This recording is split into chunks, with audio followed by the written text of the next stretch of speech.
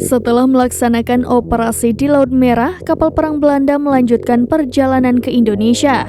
Kapal bernama HNLMS Strom ini tiba di Pelabuhan Tanjung Priok, Jakarta Utara pada Rabu 15 Mei 2024. Duta Besar Belanda untuk Indonesia Lambert Grinch mengungkapkan tujuan bersandarnya kapal perang tersebut di Pelabuhan Tanjung Priok.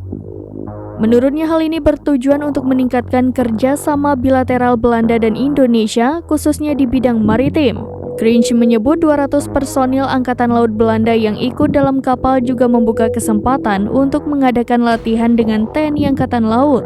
Rencananya HNLMS Strom juga akan singgah di Tanjung Priok hingga Jumat 17 Mei 2024. Menurut siaran pers Kedubes Belanda, kapal ini merupakan yang paling canggih milik Angkatan Laut Negeri Kincir Angin.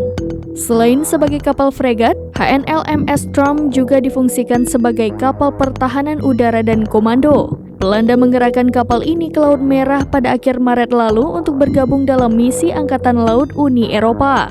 Misi yang dimaksud untuk melindungi kapal-kapal dagang dari serangan Houthi Yaman. Sementara Houthi berdalih kapal yang diserang hanyalah berhubungan dengan Israel sebagai bentuk solidaritas terhadap Gaza.